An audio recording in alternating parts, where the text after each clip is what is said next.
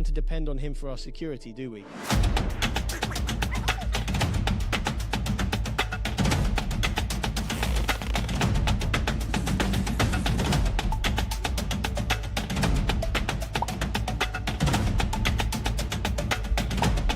Because we now have the opportunity to take action and to invest heavily in that green, sustainable, and innovative economy. We need to have our own European military force.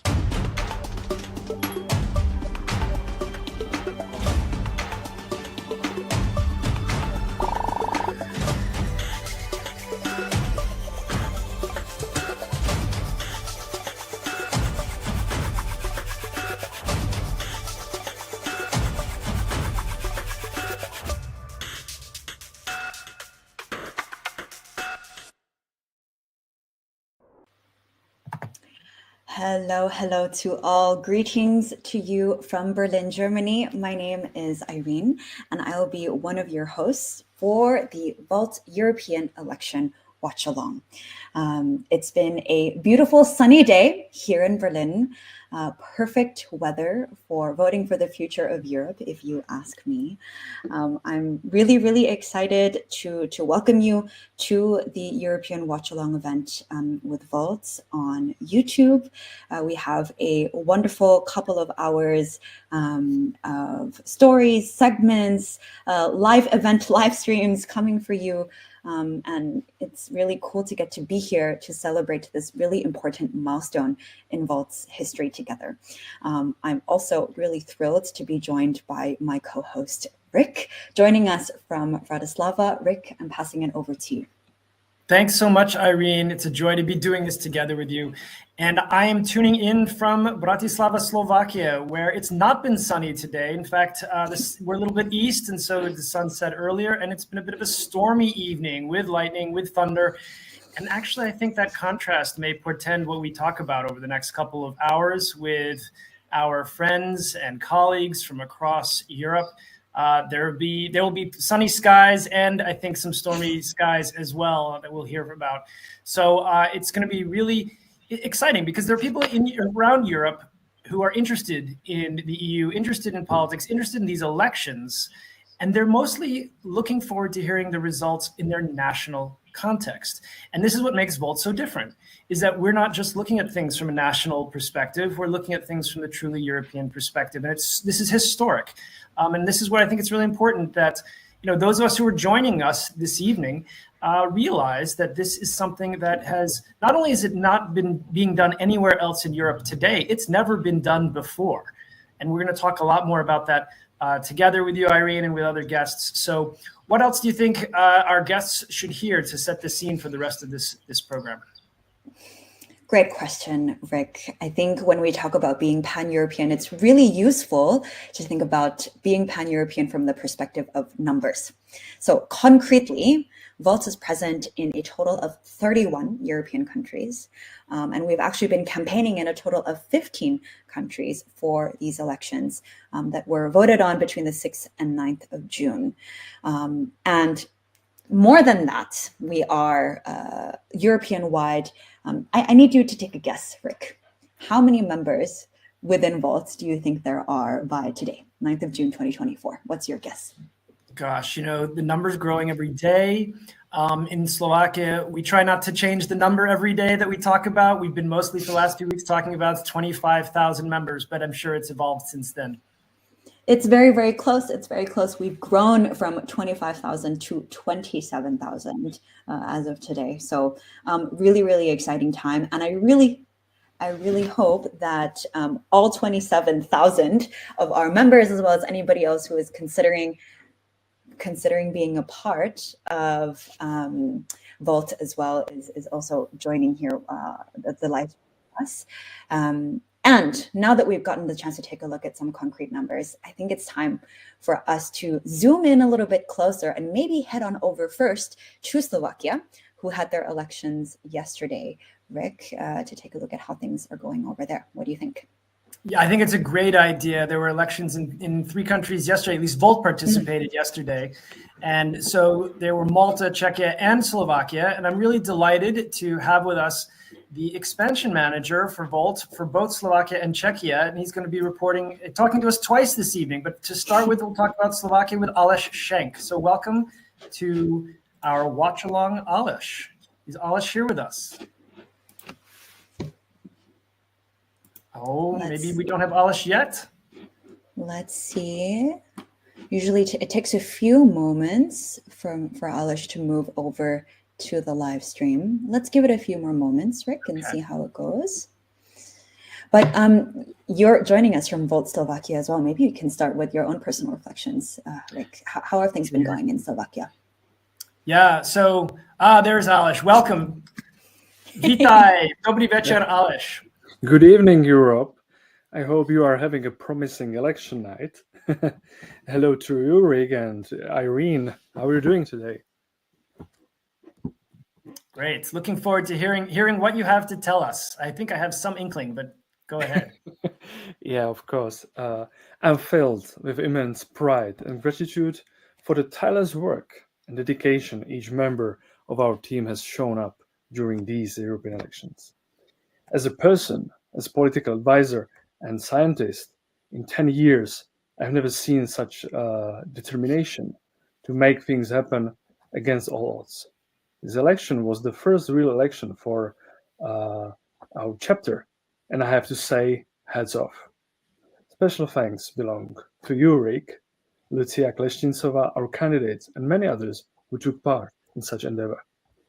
Of 24 parties that ran in these elections, the estimates in Slovakia are showing us that Volt finished with the 16th most votes at 0.13%. And I think that is a really great result for a party who was founded not even 4 months ago and didn't have millions of euros from state funds, nor the visibility. The major win I can see in Slovakia lies in the candidates themselves. A few months ago, I saw confused faces and political newcomers. However, now I see candidates who went through an honest campaign and are prepared to lead the way into next regional, parliamentary, or municipal elections. This is the most valuable win we have, concrete foundations for the future success. Moreover, according to predictions, there is also a tight fight for first place between populists and progressives, Fico versus PS. We can also say that 25% of Slovaks are voting for liberals, 25% for conservatives, and 50% for populists. The same can be applied to Czechia. To sum it up, we won't have any new member of the European Parliament, but there is plenty of time before the next chance in 5 years. However, I saw what Volt could be, not can be in Slovakia. We have shown that when we come together with a common purpose, we can achieve great things. Therefore, as a private person and political expert, I can firmly say that Volt has its place and promising future in Slovakia. Finally, let me extend my heartfelt thanks to each of you for your extraordinary contributions. Damian and others reserve us some seats. You will have new colleagues from Slovakia in 5 years. Great, Aleš, thanks a lot. And so I think just to say it in a quick couple of words, so Volt Slovensko, yesterday's election, and today we got the results. We are 16th out of 24 parties, which is for a debut, really not bad for a 4-month-old party. So thanks. I also want to take the moment to just thank you, Aleš, as the expansion manager, working with Volt Slovensko in our earliest days. You've made a huge contribution, so thanks so much to you as well. Pleasure on my side. So I think, Irene, we've got a packed schedule. Do we need to let Aleš get back to his the rest of his work? I know we'll see him again later when we talk about Czechia. See you later. That was a good time. Yes, Aleš, thank you very much for joining us. It's a pleasure to see you here. After Aleš, I'm really excited for us to welcome our representative from Malta, Walter. I believe you've been waiting to come into the live stream for a while now. let's have you join us here. Ooh, beautiful background behind you. I see a fountain. I see lots of plants and flowers. Very good evening, everybody. Hello. Where are you standing right now, Wouter? Is this in a garden somewhere? I'm in the beautiful city of Nashar in Malta right now, which is the same city where the vote counting is taking place, or rather was taking place, as they actually finished up the vote counting about an hour and a half ago, with the final results likely coming in 45 minutes to an hour. Wow. What is already known is the distribution of seats. So much to the surprise of everybody here, the vote was a lot more contested than expected. The expectation was a Labour landslide, but the Nationalist Party managed to close the ranks. And in the end, all 6 seats have already been assembled, with 3 seats going to the Labour Party and 3 seats going to the Nationalist Party.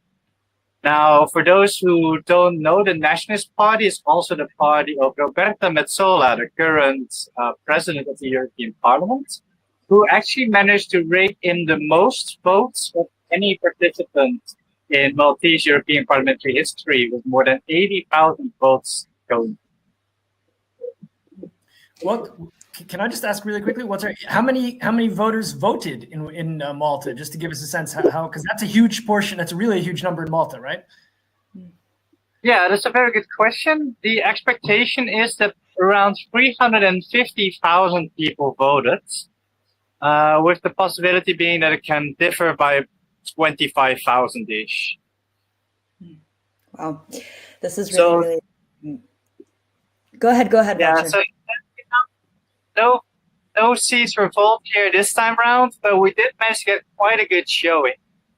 Because out of the total of 39 candidates for the MEPs, we are projected to stand between the 26th and the 29th position, beating several members of the Greens Party, several independent party members, and also several people from the further right parties that were participating. Thanks a lot for that, Wouter. Give us a bit of a look into the future. Given how things are looking today, what does this mean for Volt Malta in the months and years to come?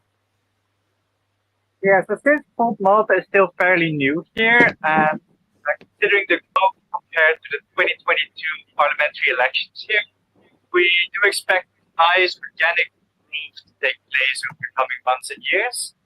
We will be consolidating on all of the enthusiasm that individuals throughout Malta have shown us over the past months and weeks, and try to continue building both the movement and the party here to come back stronger than ever. That's wonderful. Congratulations on the progress and the momentum that you've created over this campaigning season, Wouter. And thanks very much for joining us here at the European Watch Along. Yeah, you're very welcome. Happy to be here. And let's hope that all the other results will be even more positive and that we're going to do great both this time around as well as any elections coming up in the future. Have a lovely evening. Take care. Merci. Have a lovely evening. All right, here. How are you doing over there, Rick? All right. I think we're warming up. We've had a couple of countries already. We've heard from Slovakia. We've heard from Malta. So we've been in the east. We've been in the south. I think we head north now, don't we? Absolutely. Let's head on over to Sweden, shall we? Great. So I believe we are going to have joining us from Volt Sweden. Yes, here he is, Michael Holtz. Hey, good evening. Yes, tell us about the story from Sweden. Yeah, the story from Sweden. So I would like to highlight a wonderful thing that happened in our campaign in Sweden, I believe. And this is a total cross-border campaign in the city of Lund. So we had our election tent in the city of Lund on the main square. And I just reflected a bit about it. And we had not a single occasion where we did not have international voters from other chapters being at our election tent. So big shout out there from our colleagues from mostly Denmark, but also from northern Germany that came to Lund to help us out during the elections. And I think this really showed the contrast between us and the other national parties that are on the main square, because we have many different colors, we have many different languages, we have many different people, and nobody else could deliver that on the main square. Fantastic, true Volt spirit. That's wonderful to hear about. And can you tell us anything more about just the election more generally in Sweden? Just it's always, we've got a bunch of European political wonks, political nerds in Volt, and they just love to hear about politics around Europe. Oh, yes. So, I mean, I would say that now when we look at the exit polls, I think we have a couple of surprises here. Because we have the right-wing wave that is sweeping throughout Europe, and everybody was afraid here that far-right Sweden Democrats here in Sweden, that they would become the second largest party. Now, at least after the exit polls, in fact, they are only fourth largest, and the Greens are much larger than them. So. We see kind of a bit of a contrary development of what we see in other European countries here. That's interesting. That's really interesting to hear the contrast and to know that things are not the same story everywhere. So that's really great to hear. Maybe just as a last question, Mikael, unless Irene will have something else, but I'm curious, just next steps for Volt Sweden. What do you have coming up? We have very soon, in a couple of weeks, we have the Swedish Democracy Festival on the island of Gotland in Almedalen, and this is something that we have been participating last year, and we try to have this as a repeating event. But generally, I would think that we got quite a lot of membership applications during the recent days. So now for us, it's mainly like onboarding time and strengthening our local teams because Sweden is a small chapter, and we see it, our neighbors in Denmark, we are all small chapters, and we really need to help each other in the cross-border campaigning. Otherwise, we have very difficult time. Wonderful.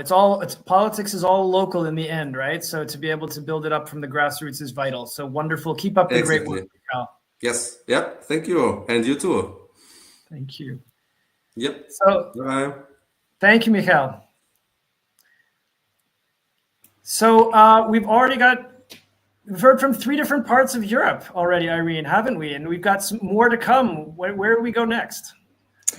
I shared earlier that throughout our watch along event, we'll actually get to drop in and see how live in-person election watch along event is going. And for that, we'll be heading over to Sander over in Belgium. Let's bring him in.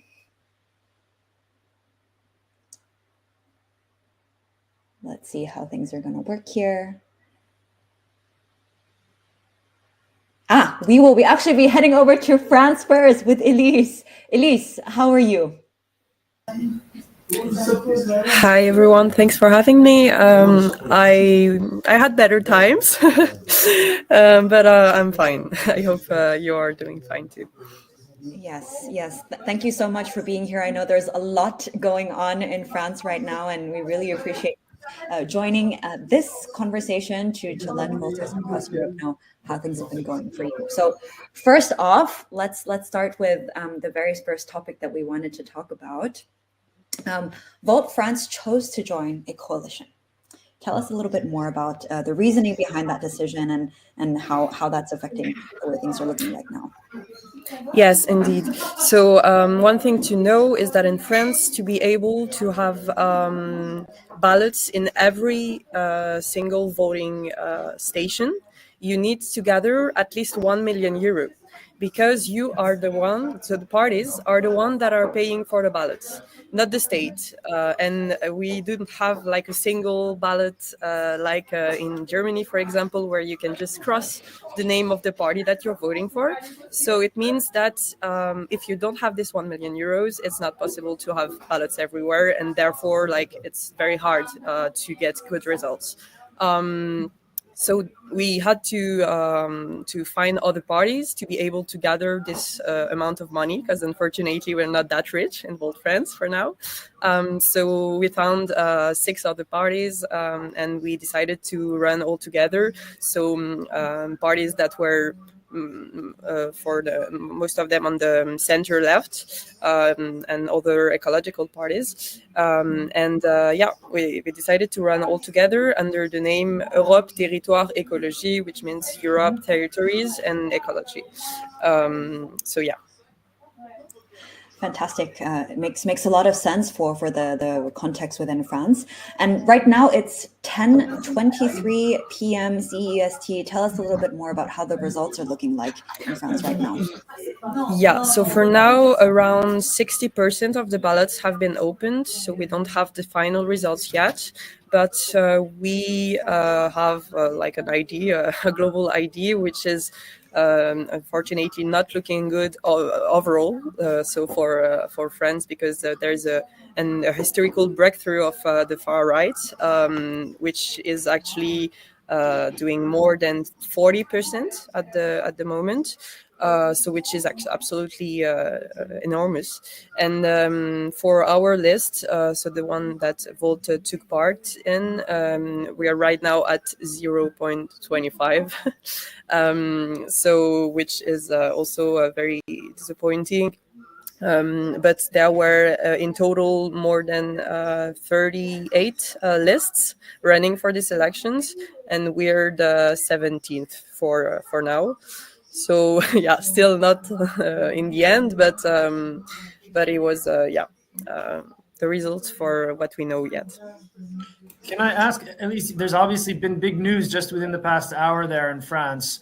Can you just help everybody understand, the context and what to expect next on that? Yeah, so that was the second disappointment, let's say, because after the results announced on national French TV with this historical breakthrough of the far right, Emmanuel Macron, French president, just announced that he will dissolve the National Assembly, which means that in 1 month we'll have to go, even like the first part of the voting will be in just 20 days.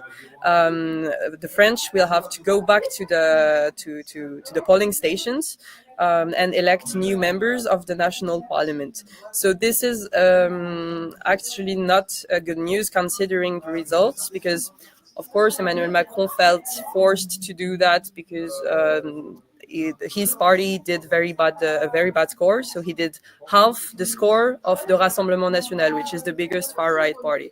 So he felt forced to do that, to see that he understood that the voters weren't approving his politics.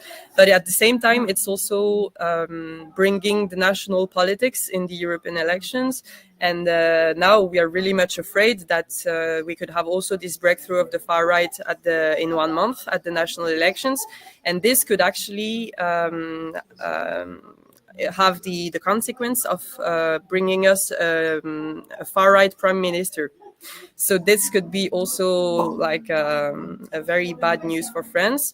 But so for now, in Volt, we're already thinking about starting to campaign again. So starting from tomorrow, we'll have to start a new campaign for the parliamentary elections. So we'll try to have some candidates. Let's see if we're going to do it with the same coalition or not, if we're going to do it on our own.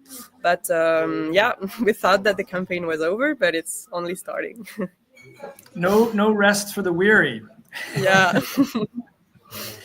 Can I just quickly follow up, because this is really, really big and important for not just France, but for Europe. What happens in France matters a lot across Europe. It sounds like a gamble. I mean, what you're describing sounds like what President Macron has called for is a gamble, and it may pay off or it may actually backfire. What's your sense? Definitely. That's also what we're saying here. It's a big gamble, because that could... his idea behind this could be that with a far-right prime minister, that would be terrible.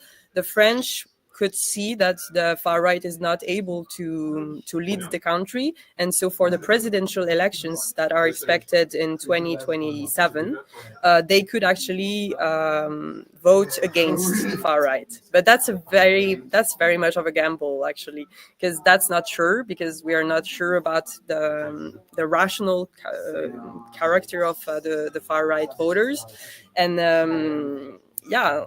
that could also just help the far right to increase even more.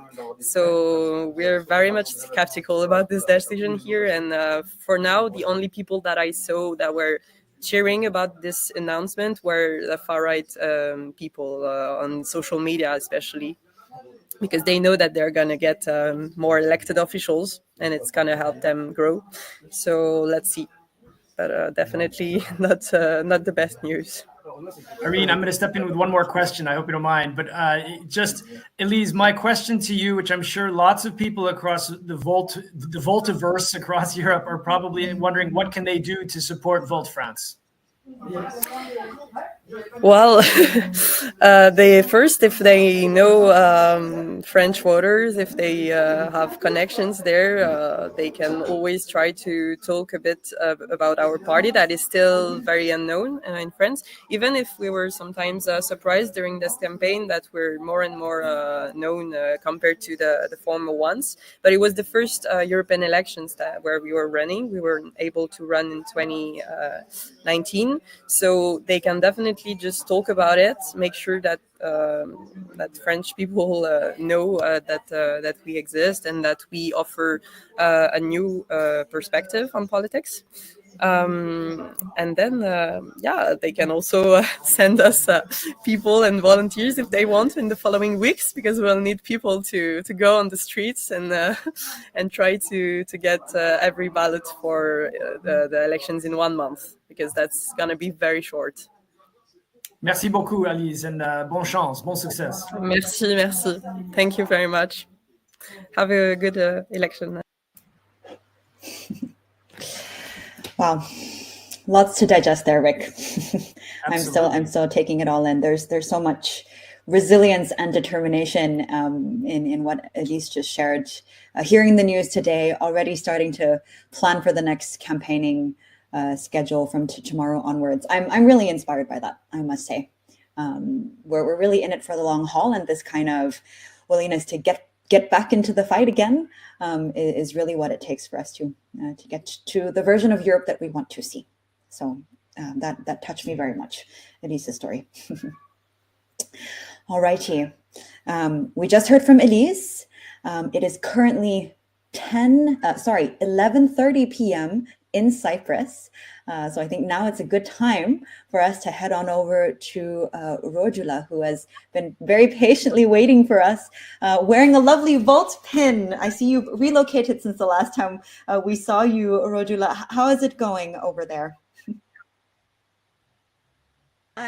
You can hear me? Hi. Yes. I'm wearing this now because I'm so tired. It's been such a day. Where do I start? It's been a long day. Tell us about why it's been a long day. What kind of long day has it been? We started in the morning, going to the two different voting centers where the co-presidents of both Cyprus were voting at the TV channels there, and we wanted to make a good appearance. I mean, go up in some numbers. So we started in the morning like that, and then we've been at our temporary headquarters where you saw me before since 5 o'clock afternoon. It's 11:30. Our members, the members of the political bureau, executive bureau, visiting all the channels. We are invited to all the channels who have the lights discussing the results as they develop. We are currently, I think that's going to be the final result, 3%. because 90% of the vote been counted already.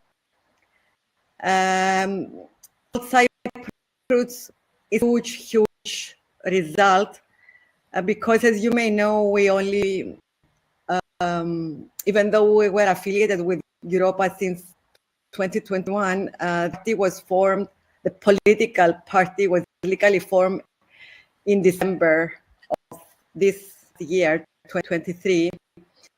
So we had 6 months to organize, and we immediately identify the candidates for the European elections and so on. In Cyprus, there were... Sure. Sorry to interrupt. I just want to make sure we caught that. So you said 3%. Was that what you said? 3%. It's we don't get a seat, but at least we are close to the threshold for the national parliament. That was our target from the beginning, to meet that threshold, to ensure that in 2 years' time we will have at least a couple of members in the national parliament, and it seems that it's going to be there. We wanted to pass the message, Cypriot, that Volt is here to stay.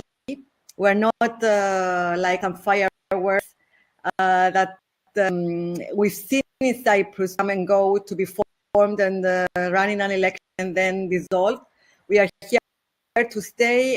We are backed by Volt Europa and all of this in Europe. So, I mean, there is a reason, there is a guarantee that we will persist and we will remain. And we believe that with persistence, we will achieve the goal of winning a seat parliament in the next election. There were a couple of developments in Cyprus, a couple of upsets with these elections. The present government is supported by 3 coalition parties that they all lost a great deal in these elections.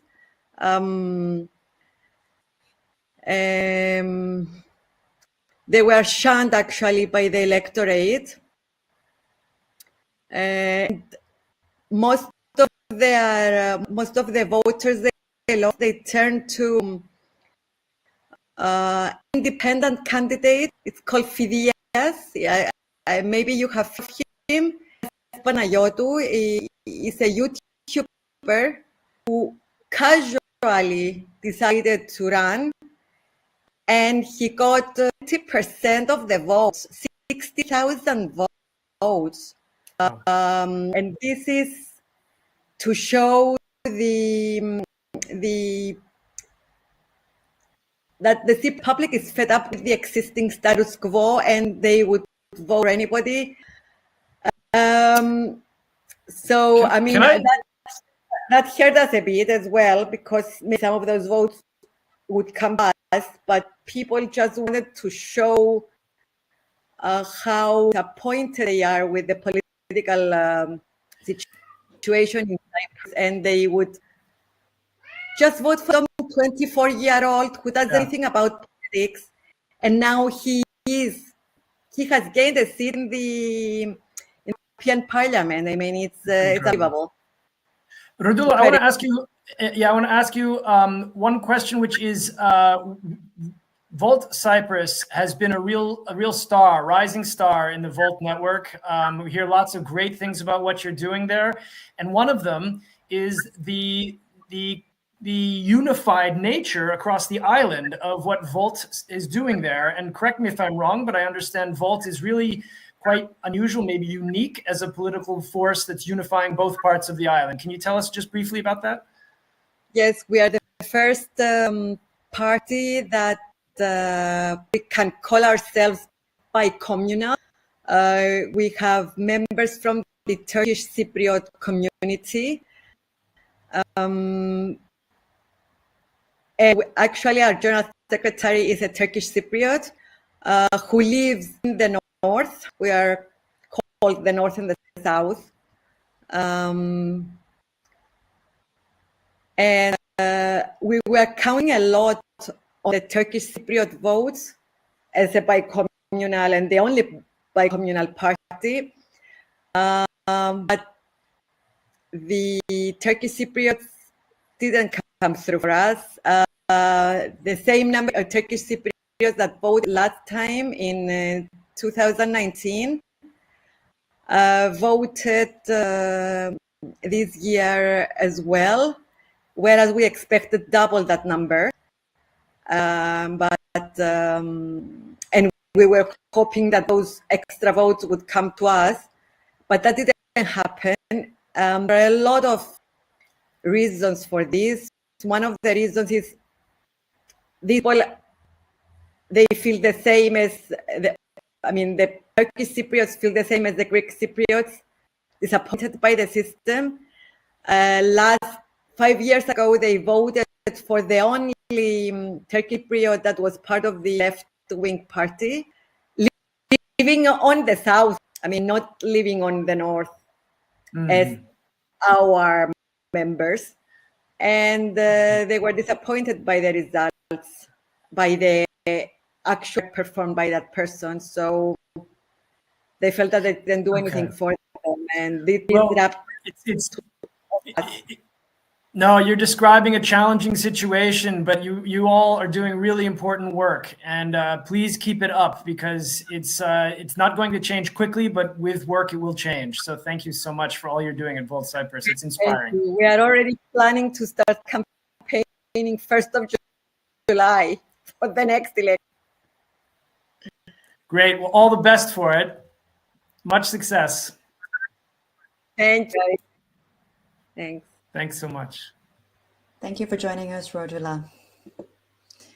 Wow, two Volters in a row already starting to plan for their next campaign, even though it's not even Monday yet, at least in most parts of Europe. So that's a kind of resilience that I take a lot of inspiration from. So such great stories being shared with us today.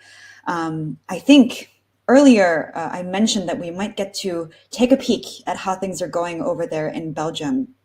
I think now is a good time for us to head on over there. Xander, are you with us? Yes, hello. Welcome, Europe. Welcome, lovely people. I'm Sander. I'm here from Belgium. And I want to give you a lovely Wow.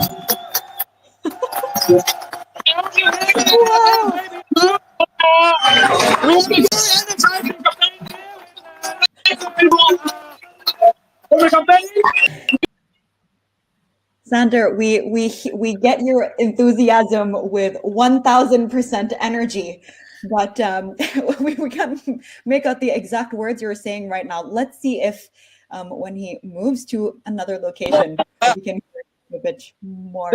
We don't have results yet, but we're relaxing here a little bit, right? Because we are here. Internet connection.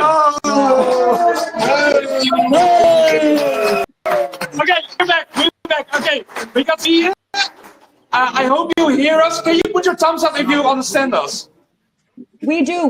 Tell us what's going on over there, and what results you're starting to see, and what the general mood. I mean, I think we can tell the general mood from just seeing the energy in the room. But so there's no connection. We're going here. Good. You hear me now? Yeah. Okay. So let's go get the Sophie in Pelt for the European election for Volt Belgium, for Volt Europe. Yay! And I want to ask you, Sophie, how did you feel about running this campaign? It's been a wild, crazy ride, and I'm so happy that I did it. And if I look at the results of elections overall, Europe needs Volt, and we're polarized and at different paces in different countries. But I think what we have done in Belgium is excellent. Great. Do you want to say something else about the results up until now? Well, we're still waiting for the results of the European elections in Belgium, which we will expect, we're probably not going to reach the threshold. We're going to make inroads into the Belgian political system, which is a very closed, corrupted political system. And I'm just so pleased this evening, to see the results of the Netherlands, Germany, but also Cyprus. I believe we have high expectations from Spain, and we feel that we're all part of the same political family. And it's a political family which has something to offer to the European citizens. Because everybody's talking about, the rise of the far right. Well, let's talk about the rise of pro-Europeans, okay? Because we're doing fucking good. Yeah, and I can tell you it's been such an honor to be campaigning together with Sophie here in Belgium and all through Europe. Yes. As you maybe know, we didn't only have the European elections, we also had federal and regional elections. So if you don't have anything more to say, Sophie, let's get Carlo here. Yeah. Maybe? Sophie, yeah, okay. Sophie, dank u wel, Sophie. Oh, wait. Rick is asking something. What? I just wanted to say dank u wel, Sophie. You've been an inspiration out there campaigning early in the morning at the train station day after day. And thank you. A lot of Volters take inspiration. Can you get Carlo here? Big kiss to Slovakia, okay? Okay, thank you, Sophie. Okay, so we have here our co-president, Carlo Giovanni Giudice, but he's also a lead candidate for the Brussels Parliament Francophone list. Understand that we have many different lists. But Carlo, what is you had an amazing campaign, we had a thrilling campaign. What is the thing that you're most proud of that we achieved as a team? What I'm most proud of is like the dozens of volunteers we got onto the street. It was really a team effort to get people newsletter boxing across Brussels, Ghent, Leuven, Antwerp, and all across Belgium, but also with the help from all the volunteers across Europe. I mean, we just look at the kickoff in Brussels in April, but also now the last few efforts before the campaign. Before the elections, I think this is something that we can be really proud of. It is really the nature of Europe to come together, overcome boundaries, and really, bring out the message of Volt for a brighter future in Europe. Awesome, Carlo, thank you, Carlo. Can I just say to Carlo and to all of Volt Belgium, you have had in I would say characteristically Belgian fashion the most complex campaign probably to run. With all the different levels of government, the positions to be running for simultaneously, in addition to hosting the Catalyst event and welcoming all of Volt Europa in the middle of your campaign. Thank you for all of your hospitality, your hard work, and everything you're doing. So well done. Well, thank you also. Amazing work behind the scenes across Europe. Big question, Carlo. Carlo, what is happening in October? Are we done campaigning? Or what's that about? No, we are far from campaigning. So in October, we have also local elections across Belgium. But before that, even we have elections in France because Macron just dissolved the national parliament. Yeah, they had just had Elisa with them. Meaning that also in Belgium, we'll be on the streets to convince French citizens here in Belgium to vote for a brighter future, namely Volt in France. Thank you, Carlo. Cheers. Thank you, Co-President. Thank you for the campaign. That's great. Okay, that's about all. Everybody say see you next time. Thank you, Sander. Thank you, Sander. And thank you also for bringing, I will thank him more directly, separately from this, but I'm so energized by the hope and the positivity in the room. I think Sophie's message of what about the rise of the pro-Europeans, that's going to be a thought that will stick with me after today.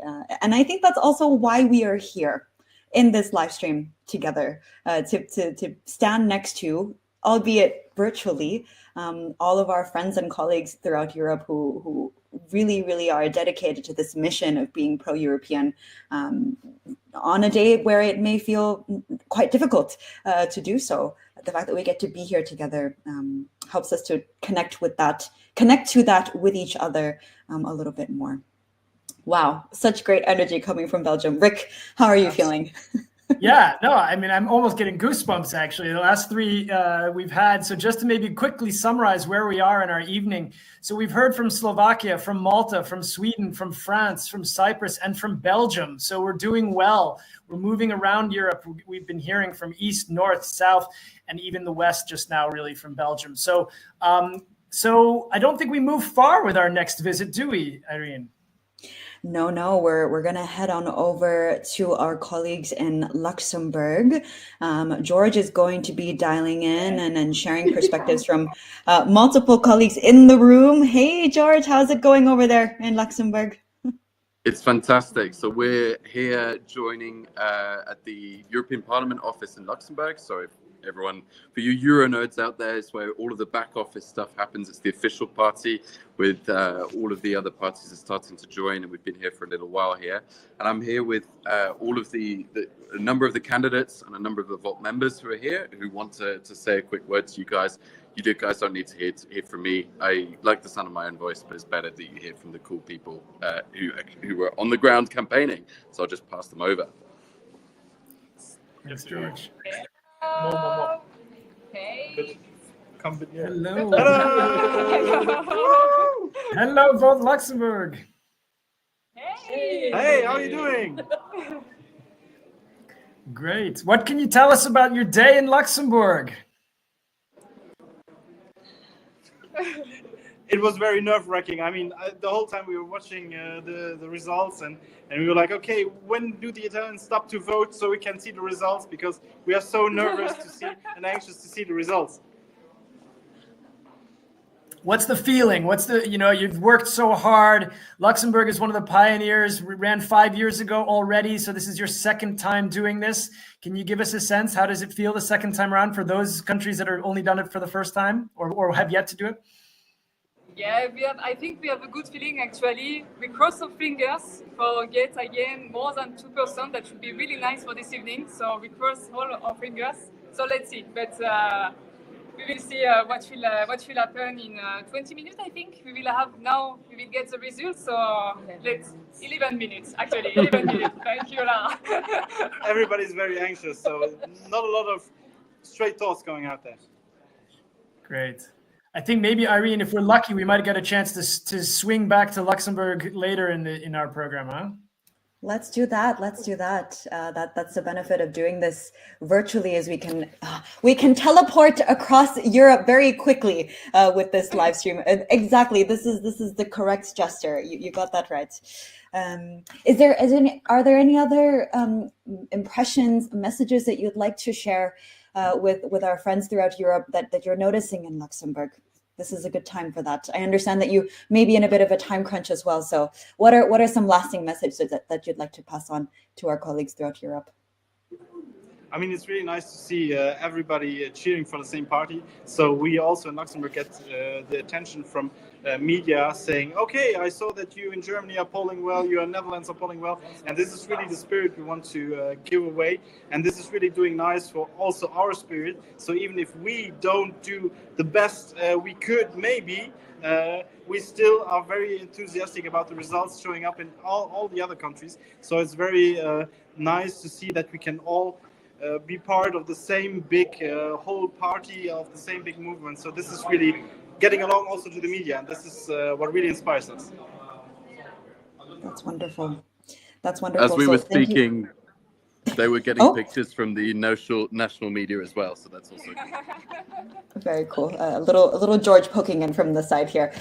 Thank you all very much for joining us at this point in the night. We'd love to hear from you again a little bit later. So see you again very, very soon. And thanks for dropping in. Keep dancing. I love the energy you've got going there.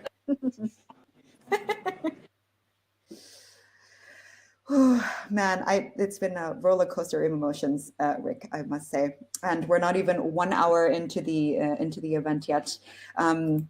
Indeed, we've traveled through. We've teleported. I'm gonna use that teleporting line now because it really feels like we're covering a lot of ground in a very short period of time, and I think it's actually a good time for us to head on over to Italy with Anna, if Anna is still with us. There we go. Ciao Anna, buonasera. Ciao, ciao. Thank you for having me. And sorry, I can stay with you like 10 minutes because then we have like the exit poll. We have the polling station right now. So yeah, I really like the energy around Europe actually, and also here. I mean, we have also the last people here in the polling station. So we are still having some vote right now. Anna, can you remind us, where are you speaking to us from within Italy? From the south. I'm in the south of Italy.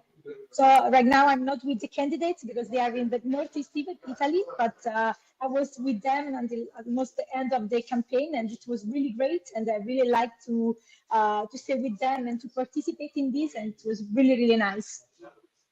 Wonderful. Well, I know Italy is one of Volt's biggest chapters, with local chapters all around the country. So it's wonderful to hear voices not just from the capital of the north, but also the south. Can you give us a sense? Volt Italy has been in a coalition in this election. Am I right? Yes. Actually, we are part of the list of the Democratic Party because we were not able to present our list in this election for one amendment that the far right realized like in March. So we found the solution to stay with the Democratic Party, and so we have the two candidates in the Northeast because actually we are divided.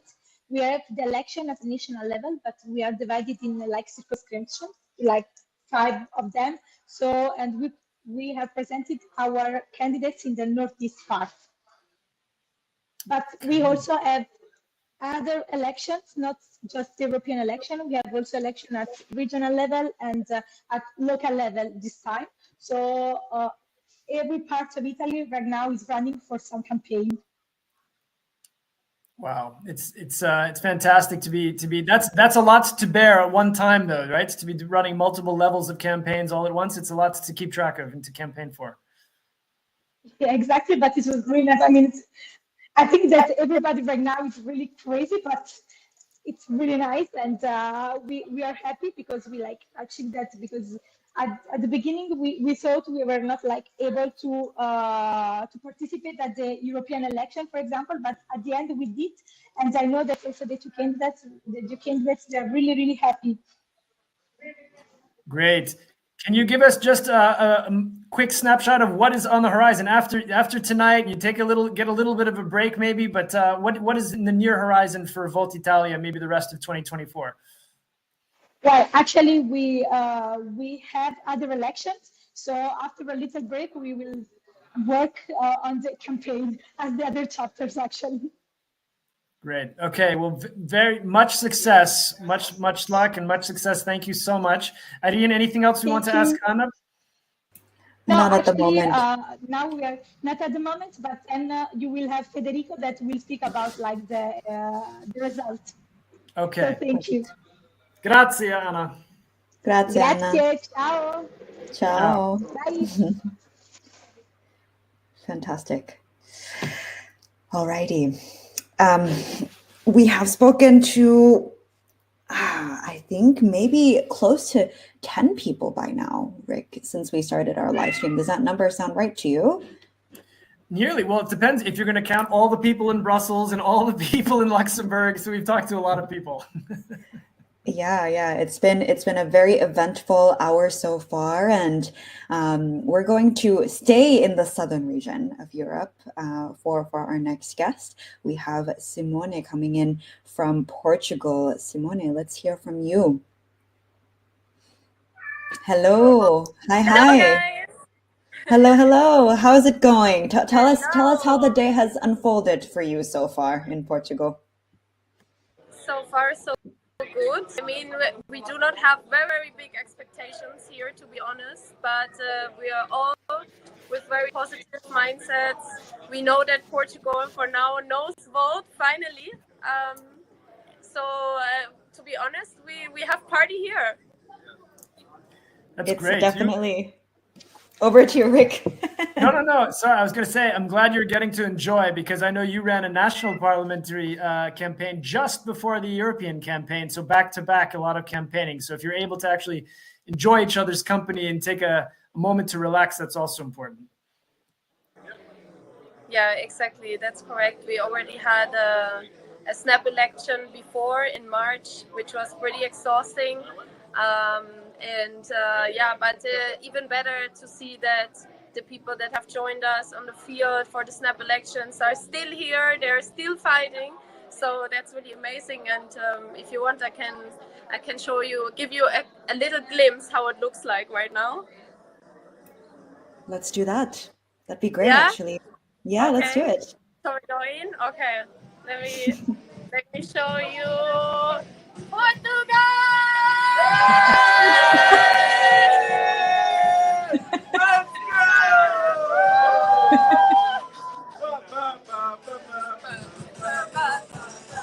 Amazing.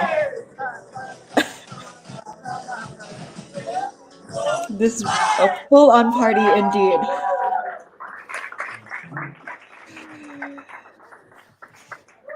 Wow. How amazing. Here. Everybody had a good time. We have made plenty of memories. Can show you our amazing photo wall here. Wow. So yeah. Do I just Hello. If you want to ask him something, we can do that. Yeah, I do have a question for you, actually. I think moments like this, it's a good time to take a look back at the journey that you've taken up until tonight, election night. Maybe you could share one memory from the campaign journey so far that has been a highlight for you. There has been many. I think usually whenever we were with people that are more disenfranchised in our society, for example, in the peripheries of Lisbon or with migrant communities, feeling that we can bring to them a sense of belonging, that the European Union also matters for them, also can have decisions that impact their lives, and seeing how they could be empowered to vote, to have a voice, to see that there's a party that cares about them, that was really empowering. And our slogan here was, get yourself heard in Europe, faz-te ouvir na Europa. And so we tried to go to talk to people that usually don't get heard. And it was really beautiful to see them enthusiastic about vote, about getting a voice, and about going to vote. Many of these people usually don't vote because they don't think it's relevant. So that's my sharing, my important moment. Wow.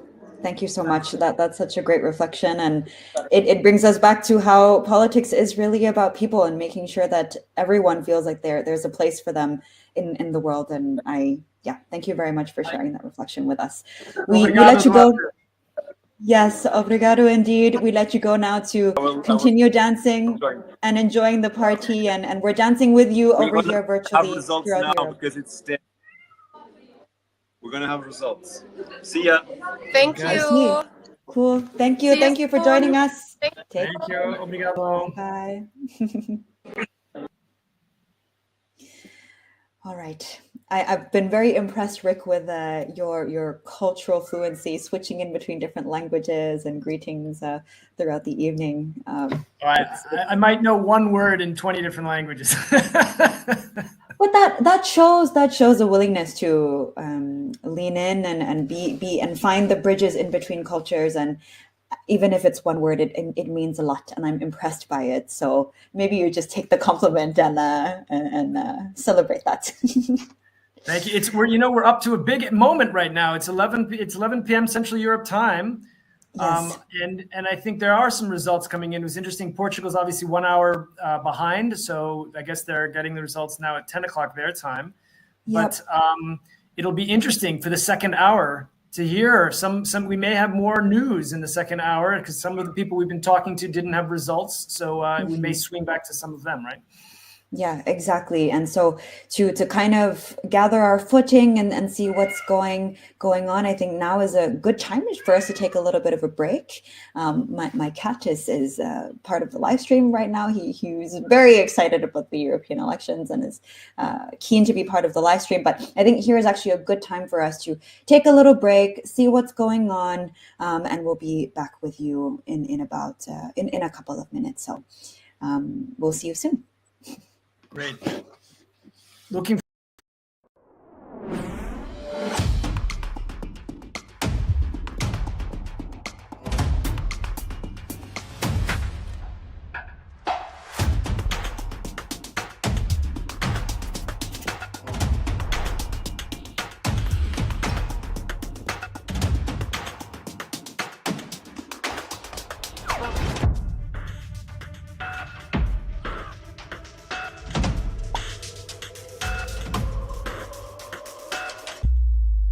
don't want to depend on him for our security, do we?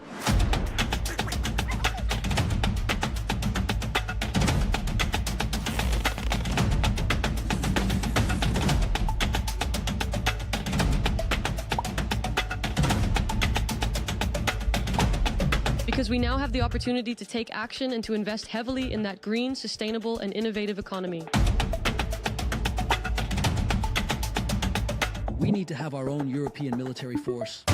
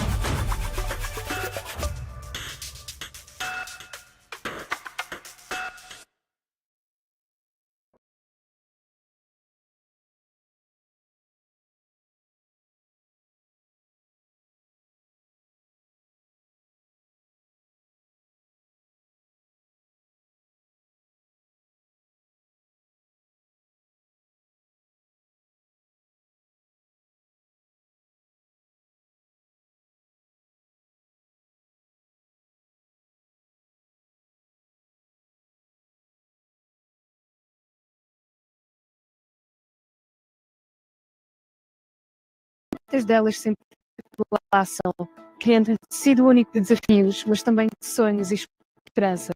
É aqui em Bruxelas, neste cruzamento de culturas e ideias, que construímos o nosso futuro. É no coração da Europa que o nosso destino se liga com o de mais de 450 milhões de europeus.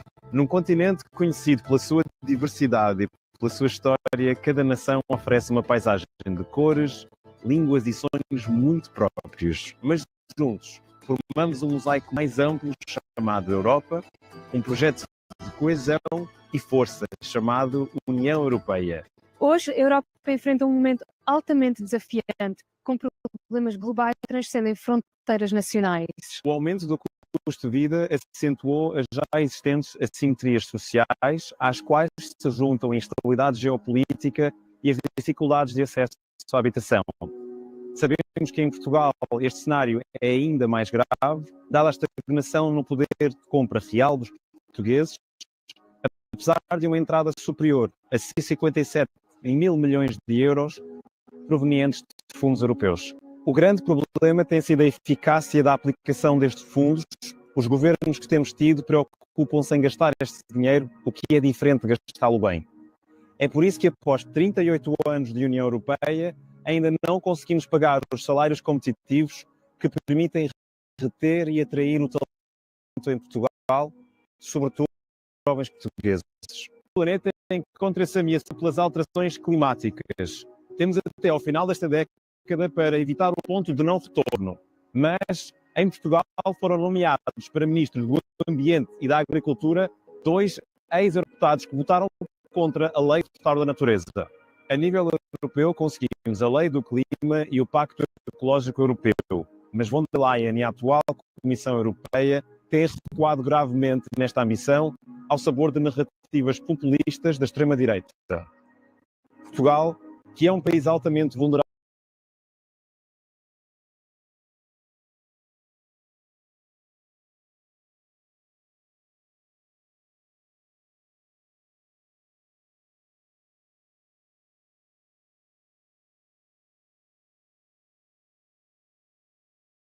SchülerInnen fragen mich immer wieder, ey, wir haben gerade die Klimakrise und warum tun sie nichts dagegen? Es läuft hier in eine Richtung, wo nicht mehr selbstverständlich ist, dass beispielsweise meine Tochter in Zukunft mehr Rechte hat als ich. Ich habe es lange nicht ertragen können, wie Probleme bekannt sind und Lösungen verschleppt werden.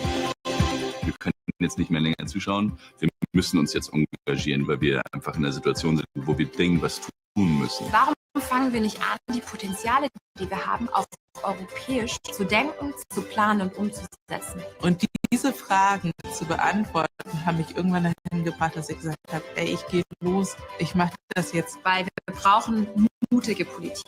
Wir schauen uns an, was in der Wissenschaft passiert, was nach allen Erkenntnissen das Beste ist und genau danach wollen wir uns richten. Insgesamt möchte ich, dass vor allen Dingen junge Menschen mit einem positiven Blick in die Zukunft gucken. Ich möchte etwas bewegen. Es muss jetzt etwas passieren. Ich habe genau das Gefühl, ich stehe genau in den Startlöchern, um mit den ganzen Menschen genau jetzt loszugehen. Und wirklich die Art und Weise, Politik als was Positives zu begreifen. Wir müssen, was auf der Straße eigentlich an Druck entsteht, in die Parlamente tragen, weil wir sind gemeinsam immer stärker als alleine. Das ist voll als Angebot, zu sagen, lass uns doch einfach mal zusammen hinsetzen und gemeinsam eine bessere Zukunft bauen. Und die kann nur eine europäische Zukunft sein.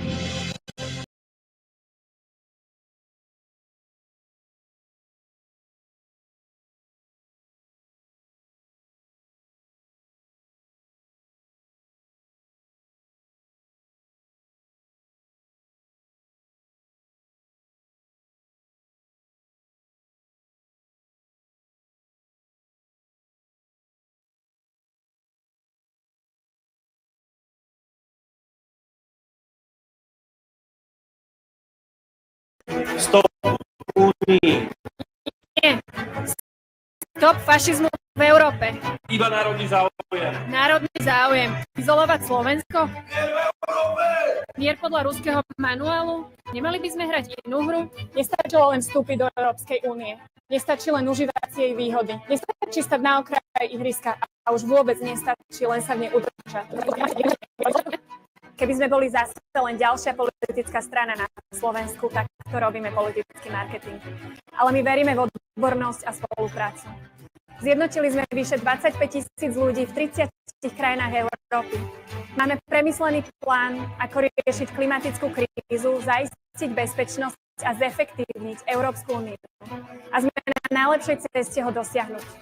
Európsku budúcnosť potrebujeme teraz. Voľte silnú, jednotnú a bezpečnú Európu. Voľte Volt, číslo 24.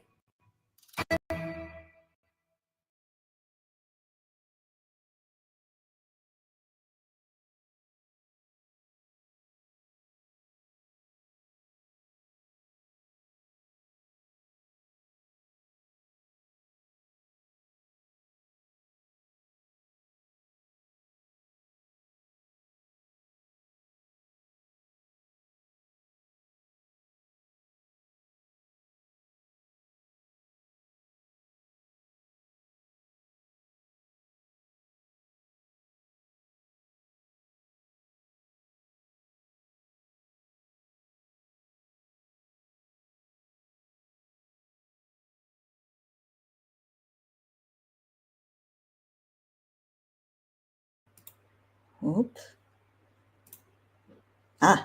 There we go. Technology is cooperating again. Maybe I switch over to my other camera now.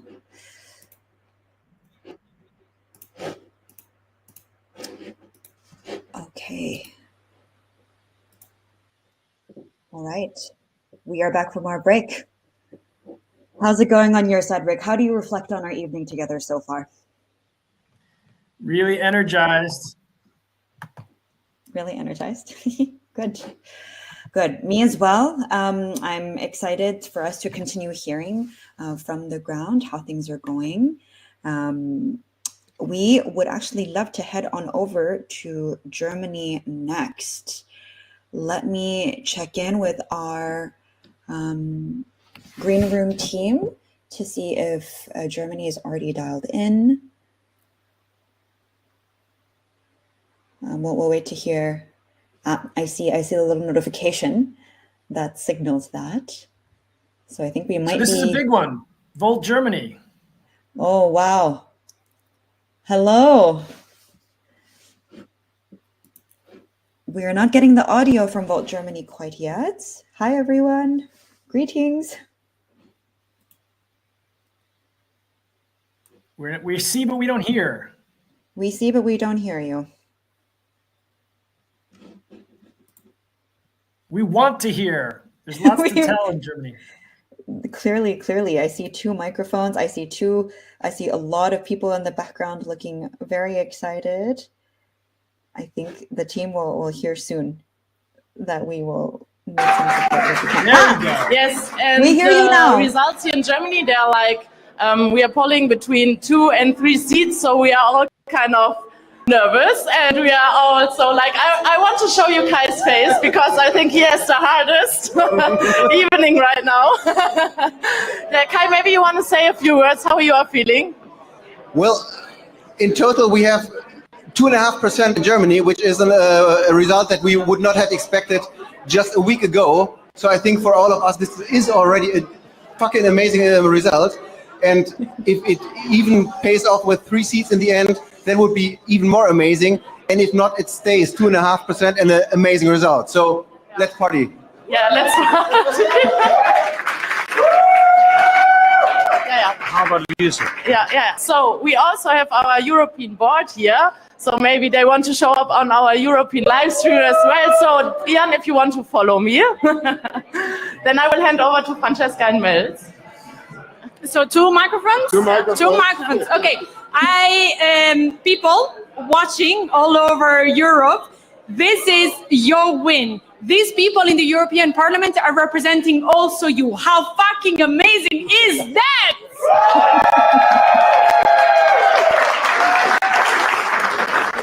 Yeah, people. So we're still very unclear. I don't know if you look around here, and it's exactly the same as in the Netherlands. It's going to be about 0 point something. So that means exactly like what Rainier just said, every vote counts.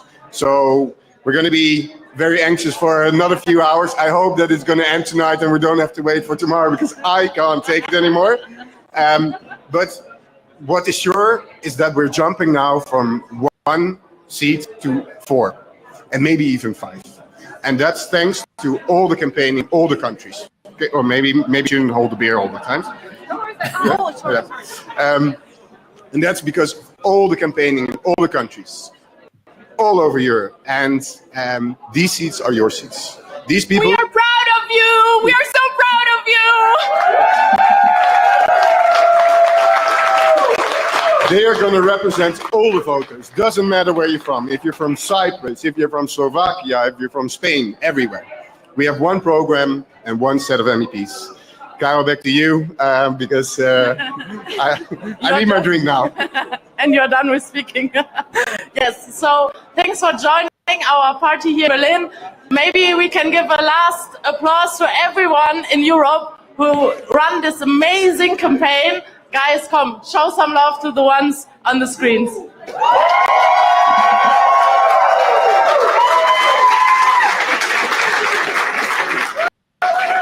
Okay, and as we say in Germany, zurück ins Studio. Danke schön. This is a wow. Whew, lots of energy in the room there. What an amazing way to frame what these results in Germany mean for all of us, Rick. I really love everything that was said just now. Any win in any European country is a win for all of us. And my own personal reflection on this as someone who is living in Europe, is not a European citizen, but has chosen to make Europe her home. I feel like I've made the right choice in choosing to live in this political structure. And I'm really excited to see the impact that Volt is having. And I feel like we're just at the beginning of a very exciting journey ahead for Volt and for Europe overall. And so Irene, I think so that gathering is just across town from where you're sitting. Am I right? Indeed, and I had the option to go hang out at that gathering as well, and I chose to stay here and enjoy the European-wide live stream instead. But I do feel a little bit of FOMO, I must say. There's such a wonderful energy going on in that room, but I'm there with everyone in spirit. You've got another job to do, which somebody has to do, and you got to stay focused here on our traveling around Europe. So no, it's great having you here on this journey. It's wonderful to get the energy from the team in Berlin there. It was great to see Volt Europa co-presidents, Francesca and Mels. Obviously, they're in Berlin because it's an important place for Volt tonight. As we've heard from them, with Damian being the one MEP that Volt was able to elect in its first attempt 5 years ago in the European elections. That was a huge success for Volt already, just a barely 2-year-old party to be able to elect its first MEP there in Germany. So it's only fitting that when we see significant progress being made, that Germany is one of the leaders for Volt to be making more progress, to jump from one to more MEPs on this day. We will see in due course whether it goes to 2 or perhaps even 3. I was very impressed by Kai's composure there. He's number 3 on their list. So he's obviously a nervous guy trying to know what his fate will be by the end of the evening. But no, the campaign that they've all run in Volt Germany, obviously it's a huge country. There's a huge membership across Germany, and they've run a really national campaign to bring the international spirit to all parts of Germany. It's been great to see. So congratulations, Dankeschön to all of Volt Germany. Indeed. All right, I think it's time for us to return to Aleš, who was here with us earlier, sharing some impressions from Slovakia, but this time you're joining us to share some impressions from another one of our countries, Czechia. Aleš, what can you share with us in regards to updates from Czechia? Well, we have the election results, 100% of them, so I can report the official results. Volt Czechia earned 0.33%. That means around 10,000 votes. I think that's really awesome results. However, the overall results are not that great, I would say, because the results are showing up a huge win of populism and conservatism in Czechia. Moreover, we elected a person who likes Nazi memorabilia and was photographed doing some illegal hand gestures. So I'm excited, super excited for Volt Netherlands, Volt Germany, and other Volts, but the results in Czechia are not that promising for progressive pan-European future. And I'm really serious about that because only 2 people out of 21 can be considered as a liberal or progressive. So, Aleš, it's a sobering note that you've struck there, but it's important for us to be clear-eyed about these things. Not everything is going to go our way all the time, and so it is important for us to know, and that's part of what motivates us, right? Is that when there are things that need to be challenged and need to be addressed, that we need to be aware of them and to be able to face them. So I appreciate that. Can you just say another word, though, back to Volt Czechia, just because I know it was a coalition, and maybe it's interesting for people to know a little bit more about, why was that the best solution for Volt Czechia, and is there a sense of, what the future might be there? Well, I would like to say some words first, and that's there are some laws of action and counteraction. So I think there will be huge demand for something pro-European, pro-progressive after these results, and we have to ride this way, and we have to take the opportunity and bring more people towards the Volt. Regarding coalition, I think it was a great solution as we are a small party in Czechia. However, we hoped for more, for at least 1% to earn state funds. And we run in a coalition with CEN21, which has some senators and people on municipal level. So, while the cooperation was not always easy, our team spent a lot of effort to make things happen on both sides. And towards the end of campaigning, we saw from both sides people pulling together, which made the final stage of the hot campaign visible and hopefully also efficient. We're in the streets, did many pieces of great online content, set up ads, organized many events, and we didn't give up and did everything on 100%. Therefore, I'm extremely proud of our members, Volt Czechia, and our coalition. Great. Thank you very much. And, please pass on our very best and a big děkuji to the Czech team. It's been great to see, and I can say they've been super partners for Volt Slovakia, but also I know they've been super partners for other chapters across Europe. So it's been wonderful working with Volt Czechia, and we look forward to doing so into the future. Pleasure on our side. Great. See you soon. Great. Thank you, Aleš. And go now. You can na zdraví, have a beer, enjoy. Yeah, I will have some. See you soon. Bye bye. Thanks. Bye bye. Thank you. All right, so we are now at 11:23 p.m. More results are coming in as the time goes on. In a few moments, we will actually head on back to Luxembourg and check in with George, the General Secretary General of Volt Europa. Before we head on over there, Rick, maybe I take this moment to interview and ask some questions to you as well. What is the importance and the significance of this particular European elections in your personal Volt journey? How do you reflect on that? From a personal perspective? Yeah, exactly. I mean, so I this was an important spring because it was the 20th anniversary of the big enlargement of the EU.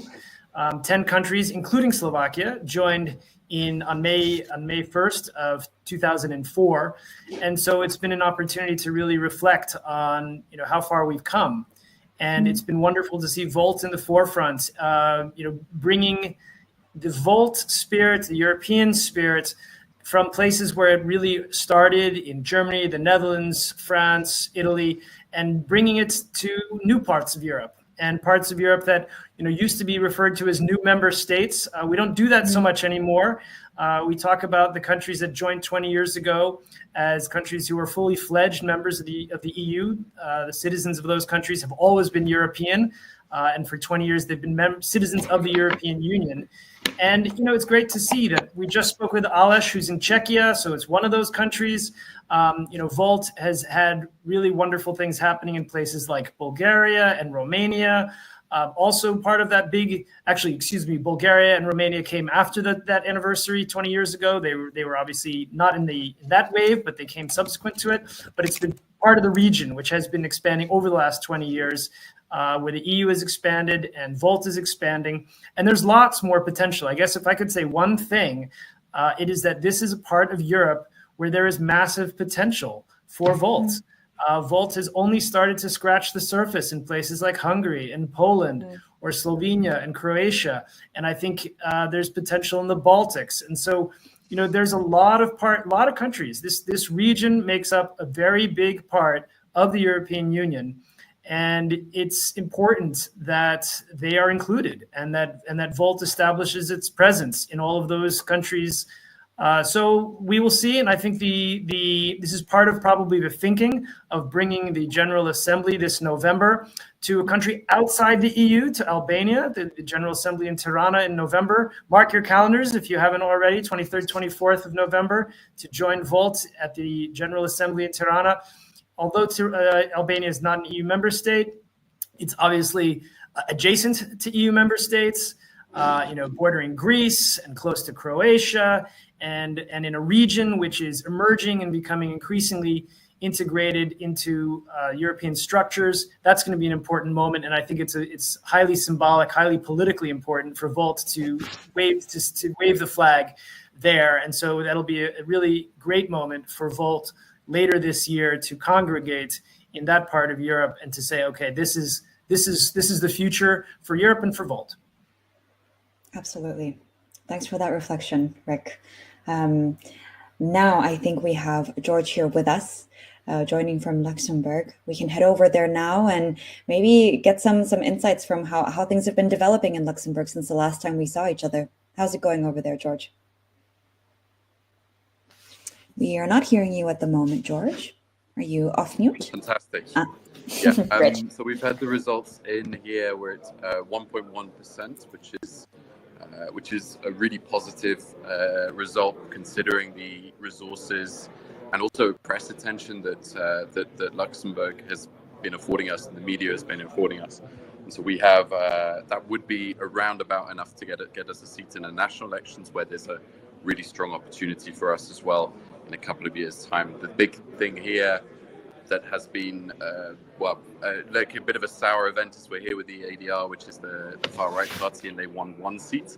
That's one of the 6 seats of Luxembourg. Luxembourg is an incredibly progressive, very multicultural country, so that's also one of those things. But that's where this sort of the narrative that we've got going on in Europe right now is really important, because we've got so many positive things, anti-populist, progressive parties that are doing very, very well at the moment. There's a lot of people talking about the negativity, and it's time to celebrate the positivity. And the positivity is what we're seeing coming out of the Netherlands, coming out of the rest of Europe, of countries doing their first election campaign and getting their foot in the door in terms of that campaign experience. Great. And George, can I ask a question, just because this was the second election for Vote Luxembourg? Can you give us a sense for sort of the lessons learned that were applied? Because there are a lot of countries who are, doing it for the first time or will be next time.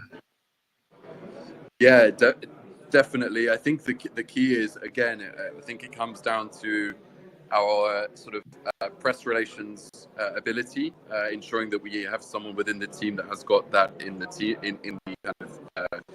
in their skill set. That's really, really is vital, and I think that's something that we need to continue to learn from, is ensuring that we have that experience with how we deal with journalists, and also being able to get those articles written in. Because last time we're at the advantage that we were a new political party, we were new on the scene. Lots of people were interested in us as a result of this, and I think that's also one of those things. We kind of set the path. Now we saw 4 or 5 other new parties that sprung up as a result of it. So maybe we were a bit of a trendsetter in 2019 when it comes to that political scene of other people setting that up. But I think the big takeaway I think that we need to also learn from everywhere is also ensuring that we get the press relations side well done, and I also really taking the fight to the far right, because that's also an important thing as well. So that's just a practical thing, but I think that in general, I'm very proud of what the team have achieved here. It's fantastic. And just such a positive atmosphere, and lots and lots of good, fantastic new volunteers that we brought on board, and lots and lots of big positives here.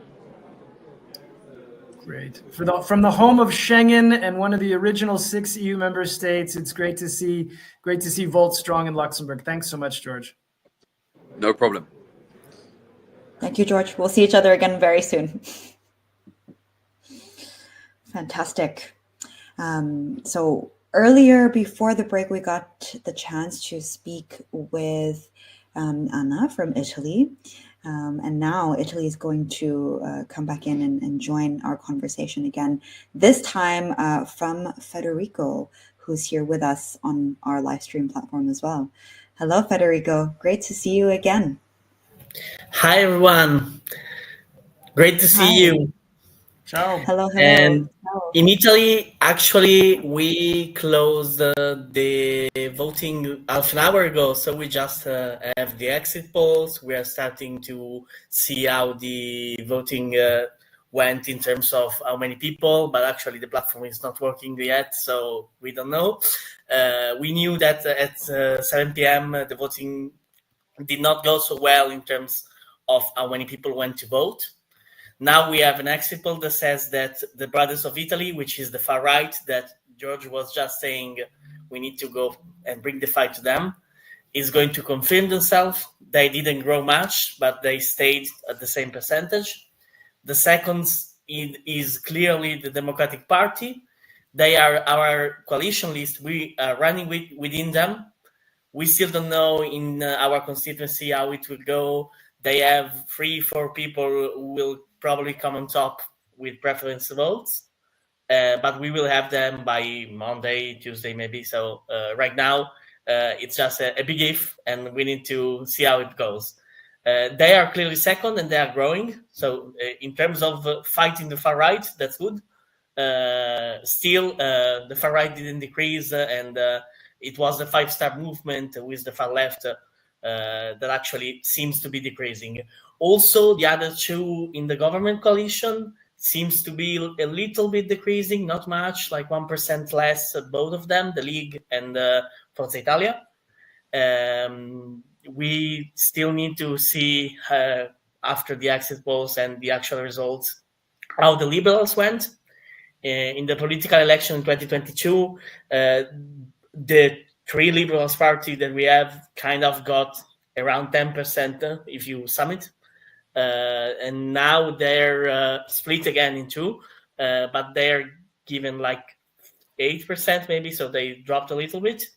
The Greens and Left are running together again. They seem to be growing. They probably will be over the threshold, which is 4% in Italy.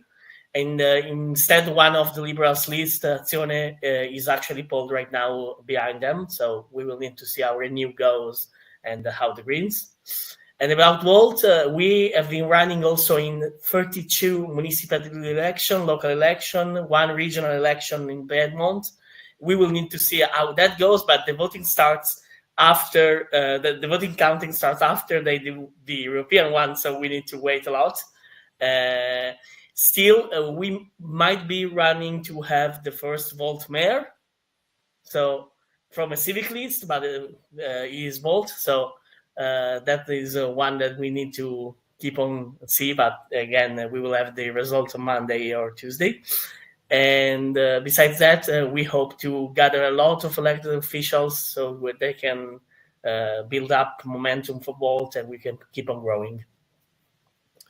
Fantastic. Federico, it's so great to hear you talking about some of the local elections because, you know, on a night like today where everybody is very focused on the European Parliament, but actually it's important that there are also elections happening in some places today or in other places soon at local, regional level. And that is so important. And a lot of people tend to overlook the fact that Volt has had a lot of success at local levels, including in Italy. And so it's great to hear what you're talking about there. Yeah, and actually about the municipal election, we also have some exit polls. One from Perugia is fairly a good one because our coalition, which is the center-left coalition, is being polled to win without even go to the second turn. And Perugia 5 years ago was a city that the League won with 60% of consent. So they could be dropping a lot, and that's one big city that we might win as an opposing force of the far right. So it's Perugia is the city that you're referring to? Yes, Perugia. All right, so all eyes in Perugia, crossing fingers for Volt there. Thank you very much. Thank you. And Irene, do we have time for one more question for Federico? Yes. I think we're going to have to wrap up here for time because it's time for us to head on over to the election party in Madrid. But Federico, thanks so very much for joining us quite late in the evening by now. And I wish you a great sleep, a great night of rest after what's been a very, very intense and demanding couple of days, I'm sure. Take good care. Thanks a lot. Grazie mille, Federico. Bye. Ciao. Alrighty. Speaking of the election party in Madrid, let's head on over there. I believe we have Tetsuke joining us from Madrid. Hello. Hi there. Hello. Greetings. How's it going over there in Madrid? Hey. Sorry for our sound and our connection. It's really bad, so we had to step out of the all clear now. The party here. How are you guys doing? We're good, but we want to hear from you. What's the mood? Well, I mean, for me and for everyone else here, we're celebrating our 2 seats in the Netherlands that we got. That's true. And, well, the results for Spain have been a little bit disappointing, but we're still celebrating all the efforts that everyone has put in here. But we will need, hello, like Gonzalo, the expansion manager from Volt Spain. We need to change the acceleration here in Spain from tomorrow on because it wasn't not even the results that we were expecting. So now that we see that a lot of populism now in Spain is going on, we need to change. So we need to accelerate from tomorrow on. We have the strategies to do so, but we just need the team to start working from tomorrow. It's not time to wait. But yeah, we're celebrating the 2 from the Netherlands, probably the 2 on Germany. So it's great news for both, for Europe. So we need to continue working. So yeah, like great. This is important. And Irene, Irene and I have enjoyed flying all around, teleporting all around Europe this evening. But what you're just talking about is a serious headline that we must not overlook. So, because we haven't actually, Irene, because we had the Dutch results on Thursday, it was preliminary results. Yeah. So, and Tetska, I know you were a candidate in the Netherlands. So, can you just confirm for us, this is official results, 2 seats for Volt in Netherlands? Yes. So official results just came in hot for Volt Netherlands. We got 2 seats confirmed. So we have Anna and Reinier going into the parliament. Yeah. Wow. Wow. That's huge. That's huge news for Volt. So going from Thursday it was already announced that Volt would get its first ever seat in the European Parliament from the Netherlands, and to go to that was big news already. But to go now from 1 to 2 is fantastic. Congratulations to everybody in Volt Netherlands. It feels insane, the fact that we've been waiting for the last 3 days to get these results in. It must be such a relief for Anna as well, and all of the team who've worked so hard to get here. 2 seats going up from 0 is just incredible.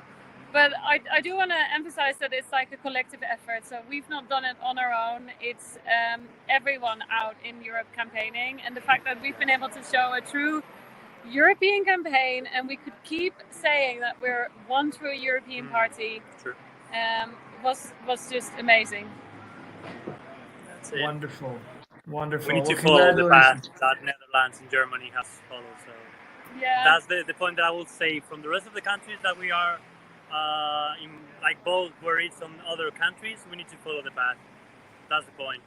So no time to no time to waste. Yeah, no time to waste. No time to head What are we doing here? Yeah, we need to get out on the streets. It's true.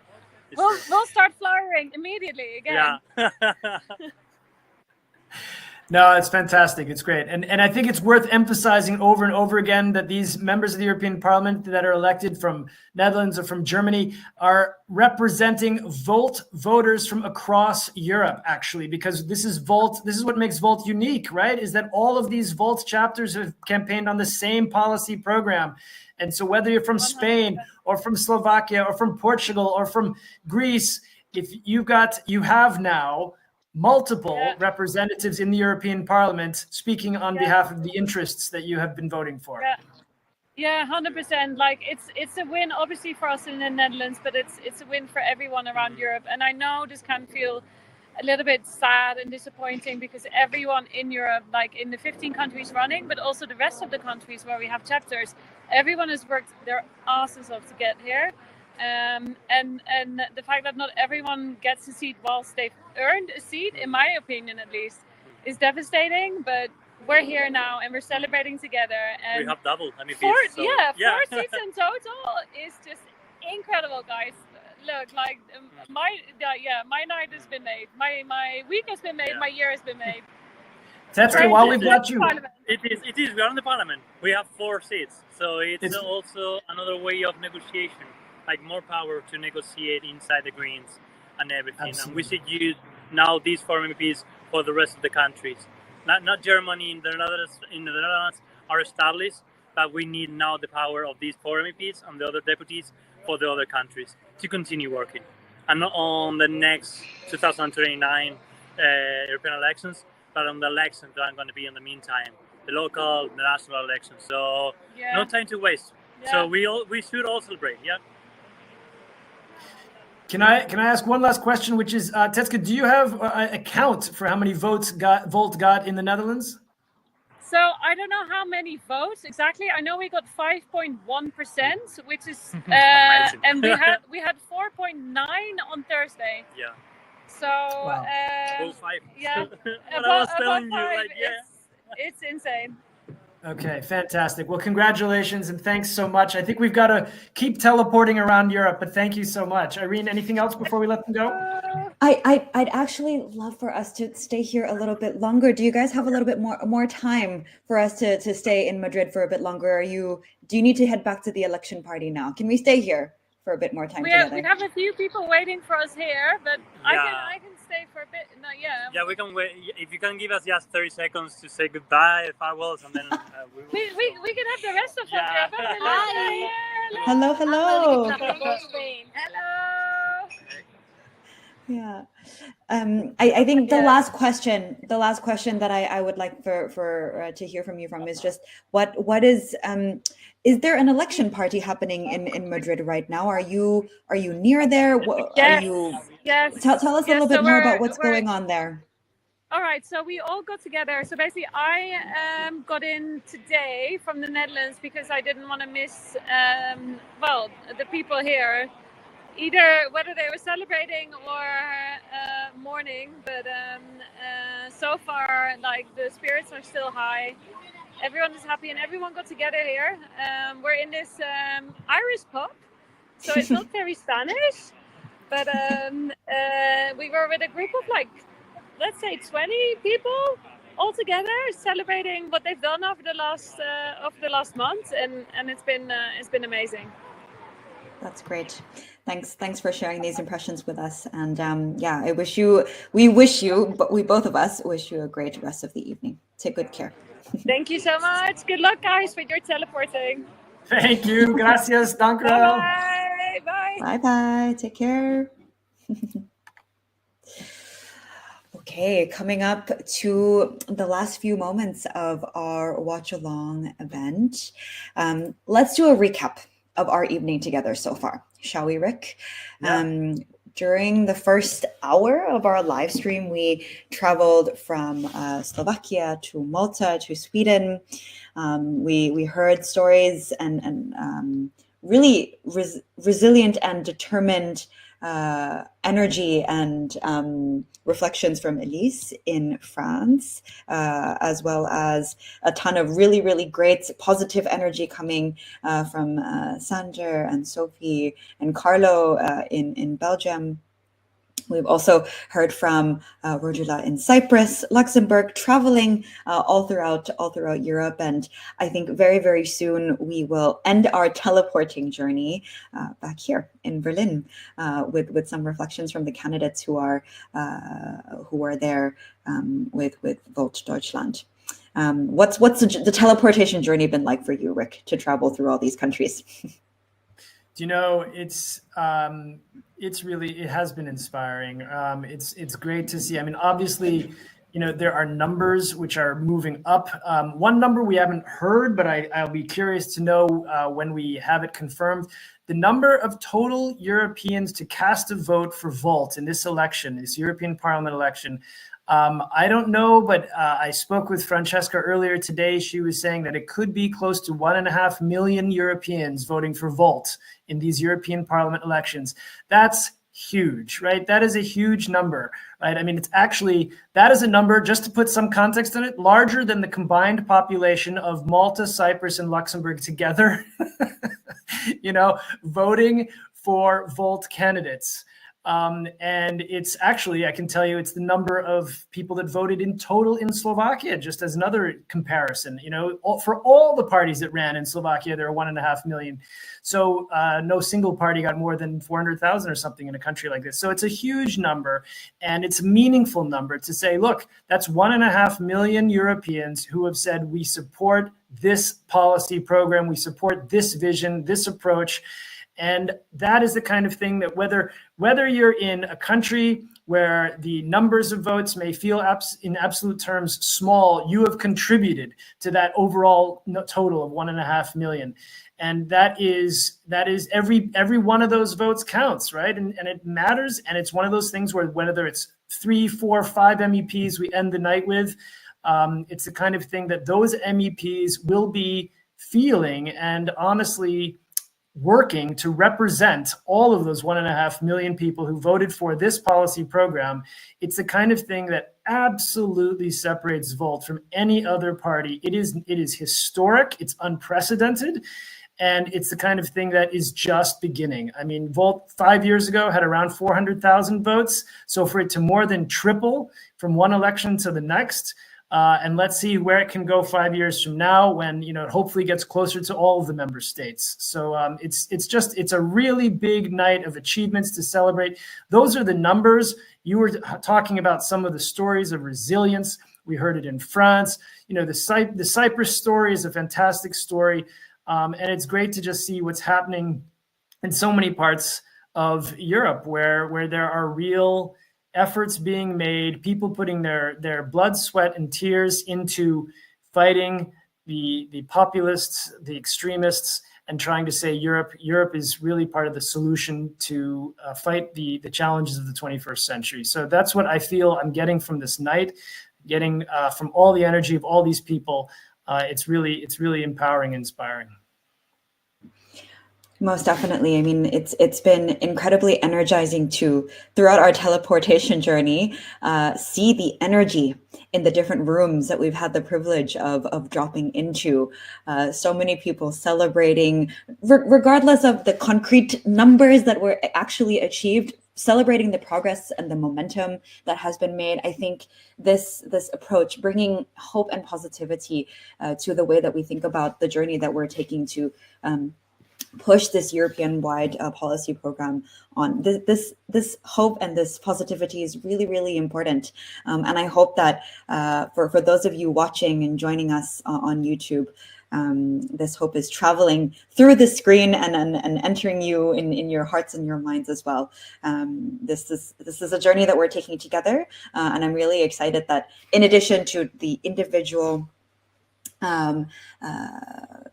in-person physical celebrations that are happening, we also get to, through this live stream, connect all of them together and bring them all to you who are joining from home.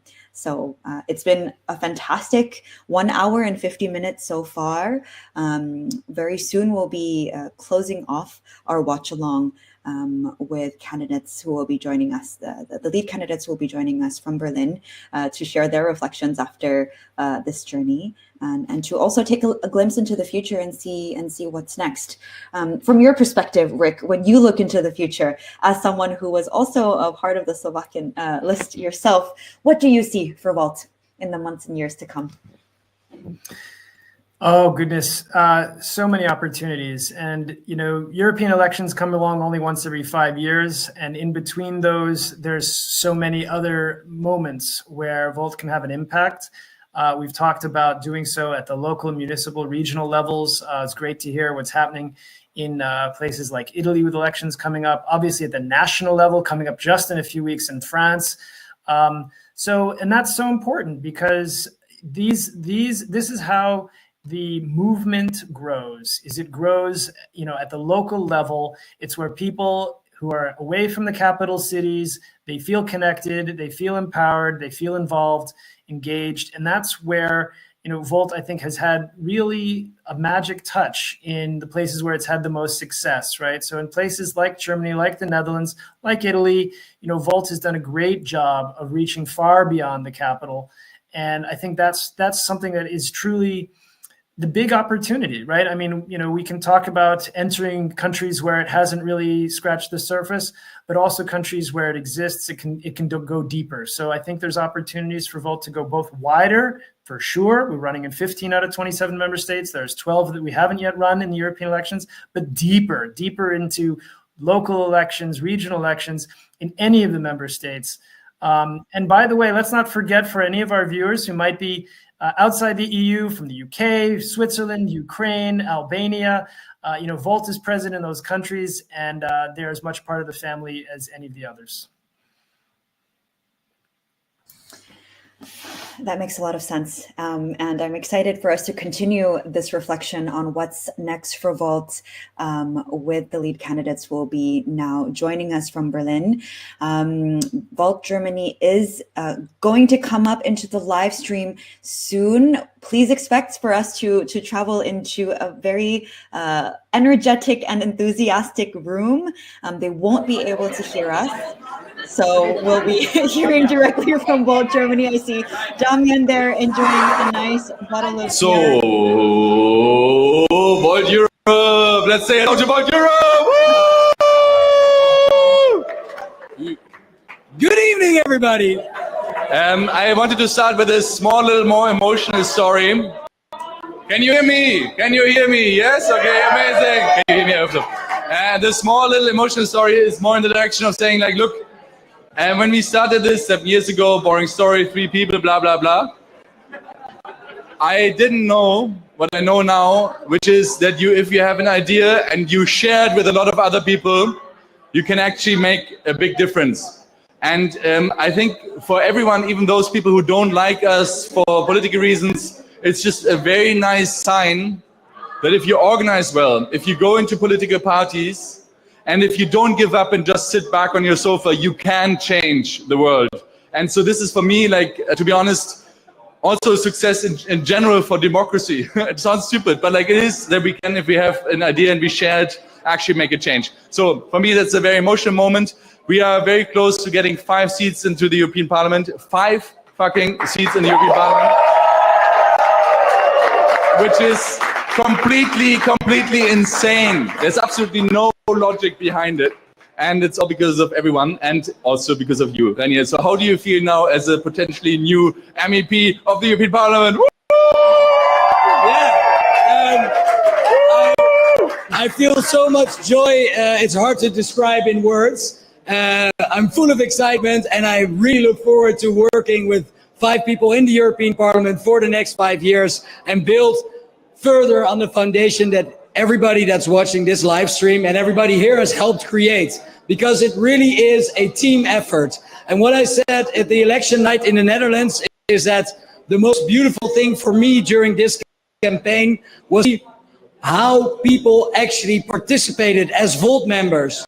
People that recently became Volt members or that were there 5 years ago, all with a positive story, with a positive story for a different future of Europe, but also in a constructive way, in a nuanced way, where you listen to voters and try to have conversations with people, because that is the way that we can really change society.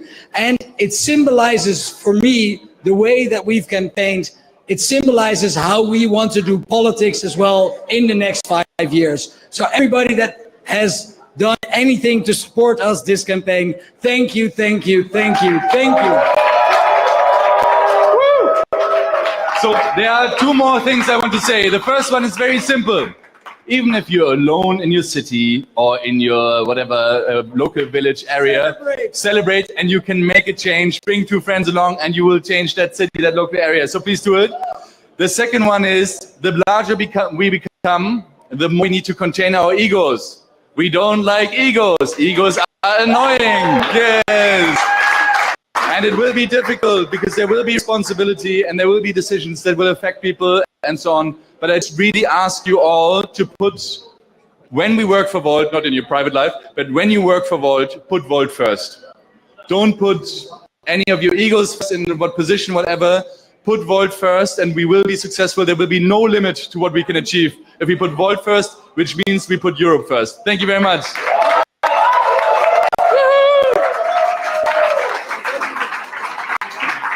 Thank you.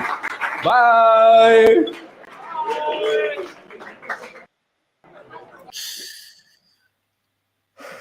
All right. Wow. Wow. Wow.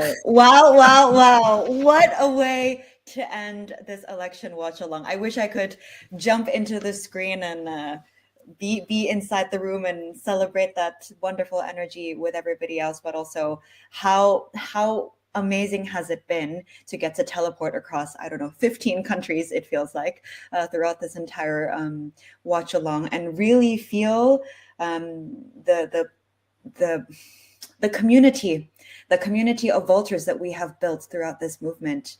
I'm feeling incredibly inspired and energized by the past 2 hours. Rick, what are the impressions that you're leaving this watch along event with? Do you know, actually, one thought that I'm carrying with me is it was Duarte from Portugal, who talked about connecting with the disenfranchised citizens of Europe. And this is where I think Volt has had successes and has huge opportunities to make a difference, to have an impact. This is, if you're not in it for that, then, I'm not sure what you're in it for. I mean, basically, there are plenty of interests who are well represented in Europe, and they've got all sorts of benefits and resources at their disposal. But Volt is here not to just reinforce that. Volt is here because there are plenty of people who don't have access to those things. There are communities who are not represented. There are communities who are struggling. And, again, I just want to give credit to Duarte for talking about that in one of the more sort of subdued moments of the last 2 hours, right? When he sort of took a step back and said, these are some of the conversations that we have been having, in his case in Portugal, but I know they're happening all across Europe. And that's where I think Volt is in small ways, many, many small ways, touching people's lives. And that's really, really where it all, that's what it's all for in the end. Most definitely. I think this is a good place for us to end our conversation, Rick. We've had the chance to hear about how this journey has been from so many different kinds of Volters throughout the past couple of hours. It really feels like this is really just the beginning. There's so much more to look forward to.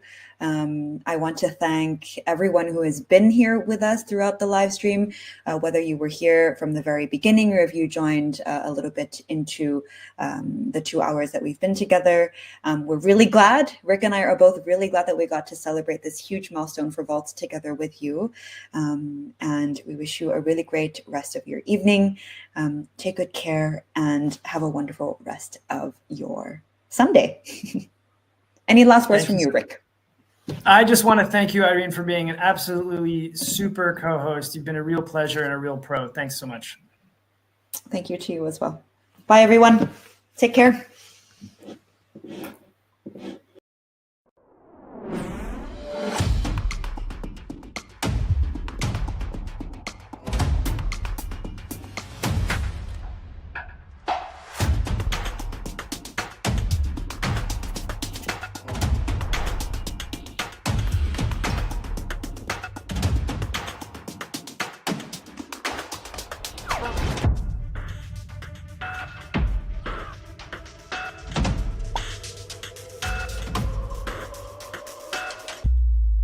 We don't want to depend on him for our security, do we?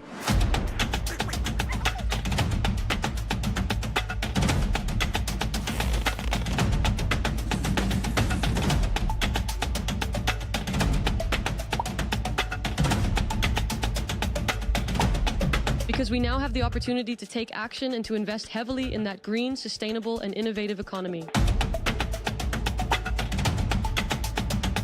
We need to have our own European military force.